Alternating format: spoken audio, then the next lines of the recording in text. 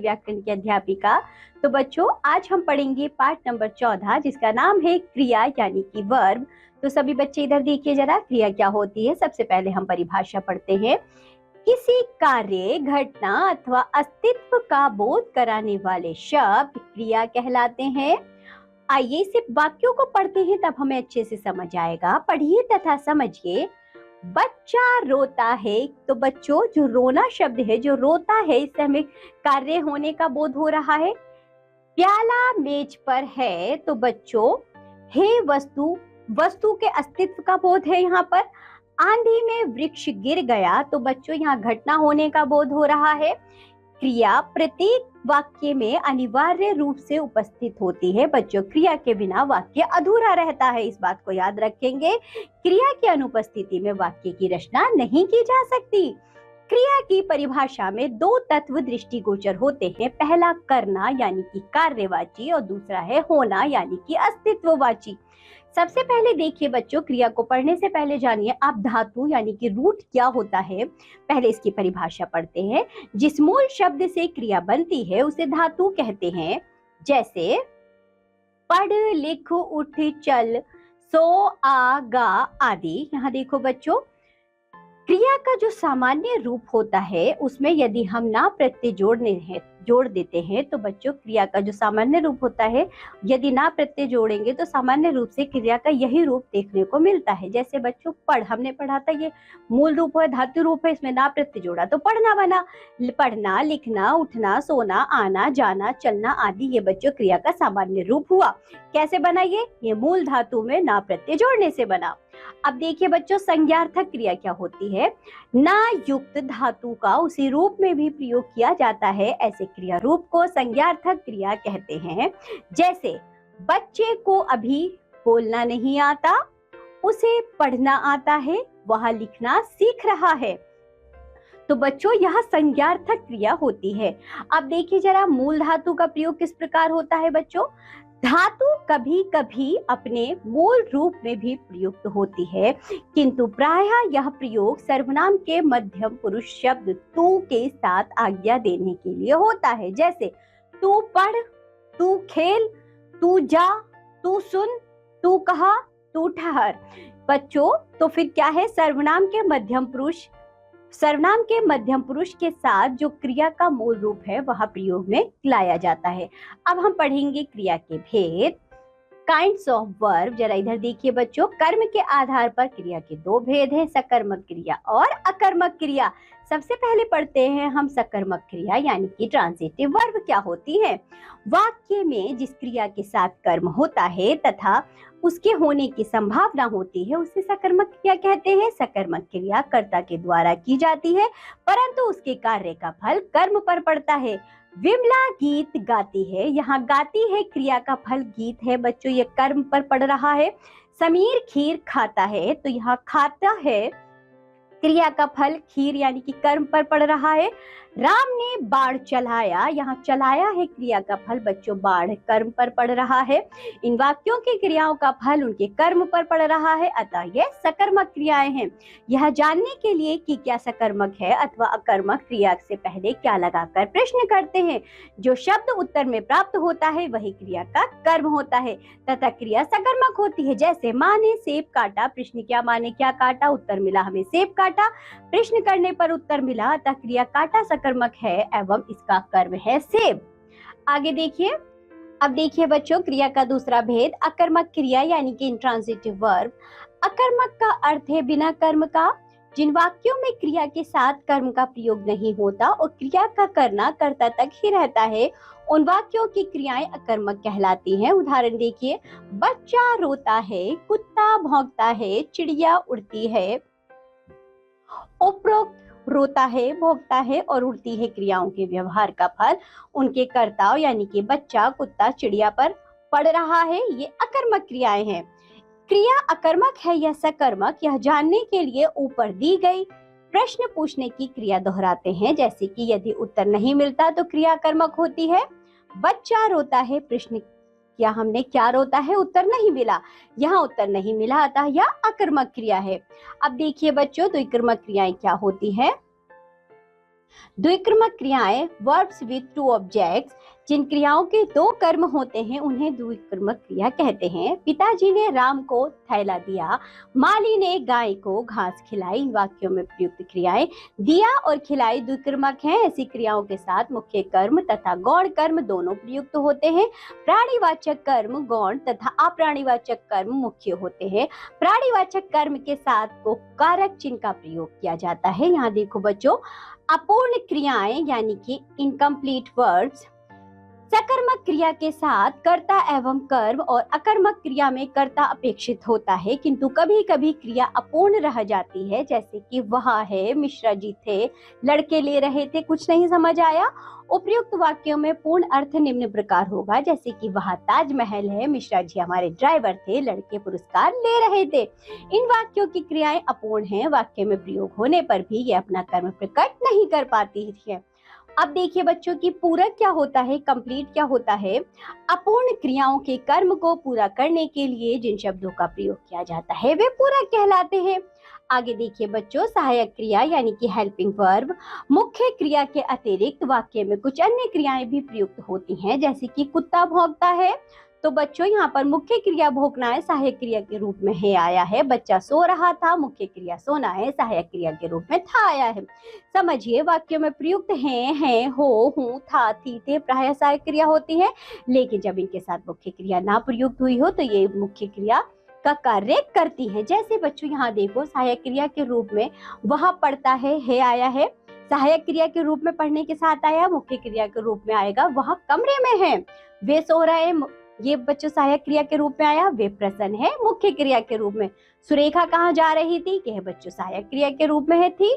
सुरेखा लड़की थी, यहाँ थी बच्चों मुख्य क्रिया के रूप में है। तुम लिख रहे हो बच्चों सहायक क्रिया के रूप में। तुम भूखे हो, यहाँ बच्चों हो आएगा हमारा मुख्य क्रिया के रूप में। आगे बढ़ते हैं, संरचना की दृष्टि से क्रिया के भेद। पहला देखिए, सामान्य क्रिया यानी कि सिंपल वर्ब। वाक्य में जब केवल एक ही क्रिया का प्रयोग होता है तो उसे सामान्य क्रिया कहते हैं। जैसे वहां उठा, राखी हंसी, उसने लिखा, यहाँ उठा, हंसी एवं लिखा एक क्रियापद है। अब देखिए बच्चों, संयुक्त क्रिया यानी कि कंपाउंड वर्ब क्या होते हैं। जब वाक्य में प्रयुक्त एक से अधिक धातुओं से बने क्रियापद होने संयुक्त क्रियापद कहते हैं। जैसे राखी पुस्तक पढ़ने लगी, पढ़ने और लगी बच्चों दोनों साथ में है तो इसलिए इसको संयुक्त क्रिया कहेंगे। बच्चे घर चले गए, चले और गए बच्चों साथ में, इसलिए इसको संयुक्त क्रिया कहेंगे। प्रेरणार्थक क्रिया यानी कि पॉजिटिव वर्ब। देखिए, क्रिया के जिस रूप से यह पता चले कि कर्ता स्वयं कार्य न करके किसी अन्य को कार्य करने की प्रेरणा देता है, वह प्रेरणार्थक क्रिया कहलाती है। जैसे सेठ जी ने नौकर से कपड़े धुलवाए, सुमित ने राघव से फोटो खिंचवाए। तो बच्चों, धुलवाए एवं खिंचवाए प्रेरणार्थक क्रिया है के उदाहरण है, क्योंकि यहाँ पर स्वयं कार्य न करके किसी से करवाया गया है। अब देखिए बच्चों, पूर्वकालिक क्रिया यानी कि जेरेंडाइव वर्ब। मुख्य क्रिया से पहले वाक्य में यदि कोई क्रिया हो चुकी हो तो उसे पूर्वकालिक क्रिया कहते हैं। जैसे बच्चा सोकर उठ गया है, तो सोकर बच्चों पहले उठने से पहले वह सोया था, तो सोकर हमारी पूर्वकालिक क्रिया है। सविता बैठकर पढ़ रही है, तो बैठकर यहाँ हमारी पूर्वकालिक क्रिया है। अब देखिए बच्चों, नाम धातु क्रिया यानी कि नॉमिनल वर्ब क्या होती है। संज्ञा, सर्वनाम तथा विशेषण आदि से बने क्रियापद नाम धातु क्रिया कहलाते हैं। जैसे संज्ञा शब्दों से बात बतियाना, हाथ हथियाना, गांठ गठियाना, फिल्म फिल्माना, शर्म शर्माना आदि। सर्वनाम शब्दों से अपना अपनापन, विशेषण शब्दों से साठ सठियाना, गर्म गरमाना, चिकना चिकनाना आदि। आगे देखिए बच्चों, विधि सूचक क्रिया क्या होती है। क्रिया के जिस रूप से विधि, आज्ञा, उपदेश, प्रार्थना, सलाह, अनुरोध आदि प्रकट हो उसे विधि सूचक क्रिया कहते हैं। जैसे अमित बैठ जाओ, यह एक उपदेश है। कृपया बैठ जाइए, यह अनुरोध है। धूम्रपान स्वास्थ्य के लिए हानिकारक है, यह एक सलाह है। सदा सत्य बोलना चाहिए, यह उपदेश है। हे प्रभु सबका भला कर, यह प्रार्थना है। अब देखिए बच्चों, क्रिया के रूपांतरण यानी कि ट्रांसफॉर्मेशन ऑफ वर्ब। संज्ञा, सर्वनाम तथा विशेषण की भांति क्रिया भी विकारी शब्द है। इसके रूप में लिंग, वचन, पुरुष काल एवं वाच्य के अनुसार परिवर्तन होते हैं। पहला देखो, लिंग के कारण क्रिया का रूपांतरण। कर्ता के लिंग के अनुसार क्रिया का प्रयोग किया जाता है। यदि कर्ता पुल्लिंग है तो क्रिया भी पुल्लिंग होगी। स्त्री कर्ता होने पर क्रिया भी स्त्रीलिंग में प्रयुक्त होती है। जैसे दीपक हंसा, दीपा हंसी, रवि सो रहा था, रेणु सो रही थी। तो बच्चों आपने देखा, दीपक अब पुल्लिंग है तो हंसा क्रिया आई, दीपा स्त्रीलिंग है तो क्रिया हंसी आई। यहाँ हंसा हंसी सो रहा था सो रही थी क्रिया का रूपांतरण लिंग परिवर्तन के कारण हुआ है। आगे देखो बच्चों, वचन के कारण क्रिया परिवर्तन। संज्ञा के सामान्य क्रिया के भी दो वचन होते हैं, एक वचन तथा बहुवचन। क्रिया का वचनकर्ता के अनुसार होता है। जैसे लड़का बैठ गया तो बच्चों लड़के बैठ गए, क्रिया बदल गई। घोड़ा तेज दौड़ा, घोड़े तेज दौड़े। बच्चा हंसता है, बच्चे हंसते हैं। अब बच्चों यहाँ देखो, पुरुष भेद के कारण क्रिया का परिवर्तन। पुरुष का संबंध सर्वनाम से है, पुरुष भेद के कारण भी क्रिया के रूपों में परिवर्तन होता है। जैसे उत्तम पुरुष, मध्यम पुरुष, अन्य पुरुष। उत्तम पुरुष मैं खेलता हूँ, हम खेलते हैं। मध्यम पुरुष में तू खेलता है, तुम खेलते हो। अन्य पुरुष में वह खेलता है, वे खेलते हैं। अब देखिए बच्चों, क्रिया के प्रयोग। क्रिया के पुरुष लिंग और वचन सभी कर्ता के अनुसार होते हैं, सभी कभी कर्म के अनुसार तथा कभी इन दोनों में से किसी के अनुसार नहीं होते। इस आधार पर क्रिया का 3 प्रकार से प्रयोग होता है। सबसे पहला प्रयोग देखिए बच्चों, कर्तृ प्रयोग यानी कि कर्ता के अनुसार। जब क्रिया कर्ता के लिंग वचन के अनुसार प्रयोग होती है, जैसे श्रेया भजन गाती है, राघव भजन गाता रहा। आगे देखिए बच्चों, कर्मणि प्रयोग क्या होता है, जो कि कर्म के अनुसार होता है। जब क्रिया कर्म के लिंग वचन के अनुसार प्रयोग होती है, जैसे श्रेया ने चाय पी, राघव ने चाय पी। भावे प्रयोग देखिए, ना कर्ता और ना कर्म के अनुसार। जब क्रिया कर्ता अथवा कर्म दोनों में से किसी के भी लिंग वचन के अनुसार प्रयोग नहीं होती, जैसे रोगी से उठा नहीं जाता, वृद्ध से चला नहीं जाता। अब पढ़ेंगे बच्चों हम काल यानी कि टेंस। देखिए काल क्या होता है, काल यानी कि समय। पढ़िए और समझिए, पहले इन वाक्यों को पढ़िए आप। कल हम मेला देखने गए थे, तो बच्चों इस वाक्य से आपको क्या समझ में आ रहा है, किस समय की बात हो रही है, बीते हुए समय की यानी कि बीता हुआ कल। अब हम बाजार जा रहे हैं, अब आपको क्या समझ में आ रहा है, अभी के समय की बात हो रही है, वर्तमान समय की बात हो रही है। कल हम विद्यालय जाएंगे यानी कि आने वाले समय की बात हो रही है। समझिए, गए थे, जा रहे हैं तथा जाएंगे क्रिया समय के अंतर को प्रकट कर रही हैं। सबसे पहले देखिए आप लोग परिभाषा। यहाँ देखिए सभी बच्चे, क्रिया के जिस रूप से कर्म के करने, होने अथवा ना होने के समय का बोध होता है, उस समय को क्रिया का काल कहते हैं। क्या कहते हैं बच्चों, काल कहते हैं क्रिया का। काल के 3 भेद होते हैं। यहाँ देखो बच्चों, भूतकाल, वर्तमान काल, भविष्यत काल। सबसे पहले हम पढ़ते हैं भूतकाल यानी कि पास्ट टेंस। क्रिया के जिस रूप से उसके बीते हुए समय में होने का बोध हो, वह भूतकाल की क्रिया कहलाती है और वह समय भूतकाल कहलाता है। जैसे राजा दशरथ अयोध्या के राजा थे। रात जब वर्षा हुई मैं सो रहा था, पिताजी ऑफिस चले गए थे। इन सभी क्रिया में बीते हुए समय का बोध हो रहा है, अतः ये भूतकाल की क्रियाएं हैं। तो बच्चों भूतकाल के 6 भेद होते हैं, जानिए कौन कौन से। सामान्य भूत, आसन भूत, अपूर्ण भूत, पूर्ण भूत, संदिग्ध भूत, हेतु हेतुमत भूत। आइए एक एक करके पढ़ते हैं। पहला देखिए सामान्य भूत यानी कि पास्ट इंडेफिनिट। भूतकाल की क्रिया के साधारण रूप को सामान्य भूत कहते हैं। जैसे जनक आया, ललित चला गया, दादी ने हमें कहानी सुनाई। आसन भूत यानी कि पास्ट परफेक्ट देखिए। आसन का अर्थ है निकट। क्रिया के जिस रूप से यह बोध हो कि क्रिया कुछ देर पहले समाप्त हुई है, उसे आसन भूत कहते हैं। जैसे माली ने फल तोड़ लिया है, उसने पत्र लिख दिया है, मैंने पुस्तक पढ़ ली है। अब तीसरा देखिए बच्चों, अपूर्ण भूत यानी कि पास्ट परफेक्ट। क्रिया के जिस रूप से पता चले कि कार्य भूतकाल में हो रहा था लेकिन उसकी समाप्ति के बारे में पता ना चले, तो वह अपूर्ण भूत कहलाता है। जैसे वर्षा हो रही थी, पक्षी उड़ रहे थे, तारे झिलमिला रहे थे। अब देखिए बच्चों भूतकाल का चौथा भेद, पूर्ण भूत यानी कि पास्ट परफेक्ट। क्रिया के जिस रूप से यह पता चले कि कार्य भूतकाल में हो गया था, उसे पूर्ण भूत कहते हैं। जैसे वर्षा हो गई थी, बच्चा केले खा चुका था।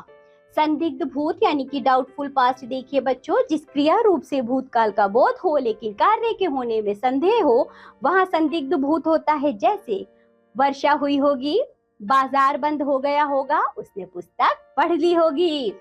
हेतु हेतुमत भूत यानी कि कंडीशनल पास्ट। जब भूतकाल में एक क्रिया के होने अथवा न होने पर दूसरी क्रिया का होना अथवा न होना निर्भर करता है, तो उसे हेतु हेतुमत भूत कहते हैं। जैसे यदि वर्षा होती तो फसल अच्छी होती, यदि तुम मेहनत करते तो सफल हो जाते। ये थे बच्चों भूतकाल के 6 भेद जिन्हें हमने पढ़ा। अब हम पढ़ेंगे वर्तमान काल यानी कि प्रेजेंट टेंस। क्रिया के जिस रूप से ये ज्ञात हो कि क्रिया अभी हो रही है उसे वर्तमान काल की क्रिया कहते हैं। इस काल की क्रियाओं में प्रायः हैं, हूँ आदि शब्द पाए जाते हैं, जैसे बच्चे खेलते हैं, पक्षी उड़ रहे हैं, मेहमान बैठे हैं। वर्तमान काल के 3 भेद होते हैं। कौन कौन से बच्चों? सामान्य वर्तमान, अपूर्ण वर्तमान और संदिग्ध वर्तमान। पहला देखिए, सामान्य वर्तमान यानी कि प्रेजेंट इंडेफिनिट। क्रिया के जिस रूप से कार्य का वर्तमान काल में सामान्य रूप से होना प्रकट हो उसे सामान्य वर्तमान काल कहते हैं। जैसे मैं प्रतिदिन टहलने जाता हूँ, आकाश में तारे झिलमिलाते हैं। अपूर्ण वर्तमान यानी कि प्रेजेंट कंटिन्यूअस क्या होता है? क्रिया के जिस रूप से यह ज्ञात हो कि कार्य वर्तमान काल में शुरू होकर अभी चल रहा है उसे अपूर्ण वर्तमान काल कहते हैं। जैसे वर्षा हो रही है, बच्चा रो रहा है, किसान खेत जोत रहा है। अब देखिए बच्चों, संदिग्ध वर्तमान यानी कि डाउटफुल इंडेफिनिट। क्रिया के जिस रूप से उसके वर्तमान समय में होने में संदेह हो उसे संदिग्ध वर्तमान काल कहते हैं। जैसे बच्चा सो रहा होगा, वर्षा हो रही होगी, नौकर कमरा साफ कर रहा होगा। आगे देखिए बच्चों, भविष्य काल यानी कि फ्यूचर टेंस। क्रिया के जिस रूप से यह पता चले कि कार्य आने वाले समय में होगा वह भविष्य काल कहलाता है। जैसे पिताजी कल आएंगे, मैं पढ़ने जाऊंगा, माली पौधा सींचेगा। भविष्य काल के 2 भेद होते हैं, सामान्य भविष्यत और संभाव्य भविष्यत। पहला देखिए बच्चों, सामान्य भविष्यत यानी कि फ्यूचर इंडेफिनिट। क्रिया के जिस रूप से आने वाले समय में उसका सामान्य रूप से होना पता चले उसे सामान्य भविष्यत कहते हैं। जैसे किसान खेत जोतेगा, पिताजी सैर करने जाएंगे। संभाव्य भविष्य डाउटफुल फ्यूचर, जब आने वाले समय में क्रिया के होने अथवा करने की संभावना पता चले तब संभाव्य भविष्य होता है। जैसे शायद आज वर्षा हो, संभवतः वह उत्तीर्ण हो जाए। तो बच्चों ये था काल। अब हम पढ़ेंगे वाच्य यानी कि वॉइस। सबसे पहले परिभाषा देखिए, क्रिया के जिस रूप से यह ज्ञात हो कि वाक्य में क्रिया द्वारा किए गए कार्य का प्रमुख विषय कर्ता कर्म है अथवा भाव है तो उसे वाच्य कहते हैं। वाच्य के 3 भेद होते हैं। पहला देखिए बच्चों, कृत्रिवाच्य यानी कि एक्टिव वॉइस। कृत्रिवाच्य में क्रिया का संबंध कर्ता से होता है। इसमें क्रिया के लिंग वचन एवं पुरुष कर्ता के लिंग वचन एवं पुरुष के अनुसार होता है। जैसे भोला सो रहा है, माली फूल तोड़ेगा, पक्षी उड़ रहे हैं। यहाँ सभी क्रियाओं का संबंध उनके कर्ताओं भोला, माली, पक्षी से है। दूसरा भेद देखिए वाच्य का बच्चों, कर्मवाच्य यानी कि पैसिव वॉइस। क्रिया के जिस रूप से यह ज्ञात हो कि उसका प्रयोग कर्म के अनुसार किया गया है, अर्थात क्रिया के लिंग और वचन कर्म के अनुसार है और कर्ता की प्रधानता नहीं है, उसे कर्मवाच्य कहते हैं। जैसे किसान के द्वारा लकड़ियां उठाई जा रही हैं, घोड़े द्वारा गाड़ी खींची जा रही है। इन वाक्यों में क्रियाएं अपने कर्म के लिंग और वचन के अनुसार प्रयोग की गई हैं, अतः ये कर्मवाच्य में है। तीसरा देखिए बच्चों, भाववाच्य यानी कि इम्पर्सनल वॉइस। ऐसे वाक्यों में भाव की प्रधानता होती है। भाववाच्य कर्मक क्रियाओं में ही होता है। भाववाच्य में क्रिया ना तो कर्ता के अनुसार होती है और न कर्म के अनुसार, अपितु एक वचन पुल्लिंग और अन्य पुरुष में रहती है। उदाहरण देखिए जरा, रोगी से उठा नहीं जाता, बच्चे से चला नहीं जाता, अब सोया जाए। ये सभी बच्चों भाव के अनुसार इसमें क्रिया प्रयोग की गई है। अब देखिए वाच्य परिवर्तन यानी कि चेंज ऑफ वॉइस किस तरह होते हैं। कृत्रिवाच्य से कर्मवाच्य बनाने के लिए कर्ता के साथ से अथवा द्वारा लगाकर कर्म की प्रधानता दर्शाई जाती है अथवा क्रिया कर्म के अनुसार बदल दी जाती है। बदले हुए क्रिया रूप के साथ काल, पुरुष, लिंग व वचन के अनुसार क्रिया का रूप जोड़ा जाता है। उदाहरण देखिए जरा, मैंने पुस्तक पढ़ी, सीधा सीधा यह कृत्रिवाच्य है। इसको कर्मवाच्य बनाएंगे तो होगा मेरे द्वारा पुस्तक पढ़ी गई या मुझसे पुस्तक पढ़ी गई। तुमने पत्र लिखा, सीधा सीधा कृत्रिवाच्य है, कर्मवाच्य में हो जाएगा तुम्हारे द्वारा पत्र लिखा गया। तोता फल खाता है, कृत्रिवाच्य है, कर्मवाच्य में होगा तोते से फल खाया जाता है। कृत्रिवाच्य से भाववाच्य बनाते समय ध्यान रखना चाहिए कि भाववाच्य अकर्मक क्रियाओं में ही होता है। जिन वाक्यों में अकर्मक क्रिया रहती है उनमें से अथवा के द्वारा कर्ता के साथ जोड़ देने से भाववाच्य बन जाता है। इसमें क्रिया सदा एक वचन पुल्लिंग अन्य पुरुष में रहती है। उदाहरण देखिए तब समझ आएगा बच्चों। कृत्रिवाच्य में हमने पढ़ा अमित पढ़ा, तो भाववाच्य इसका होगा अमित से पढ़ा गया। गोपाल सो रहा है, कृत्रिवाच्य है, गोपाल से सोया जा रहा है। मैं नहीं खेलता, कृत्रिवाच्य है, मुझसे नहीं खेला जाता, ये भाववाच्य होगा। कुत्ता भौंकता है कृतवाच्य है, कुत्ते से भौंका जाता है, तो बच्चों ये हमारा भाववाच्य होगा। तो बच्चों इसी के साथ ये पाठ होता है हमारा समाप्त। आज हमने पढ़ी है क्रिया। क्रिया में बच्चों हमने काल के अनुसार भी क्रिया का प्रयोग जाना और बच्चों भाव के अनुसार, वाच्य के अनुसार भी हमने क्रिया का प्रयोग जाना है। आज के पाठ में जो भी पढ़ाया गया है आप लोग उसका अच्छे से अभ्यास करिए। इस वीडियो को देखिए। अब हम मिलेंगे आपसे अगली कक्षा में, तब तक के लिए बाय बच्चों।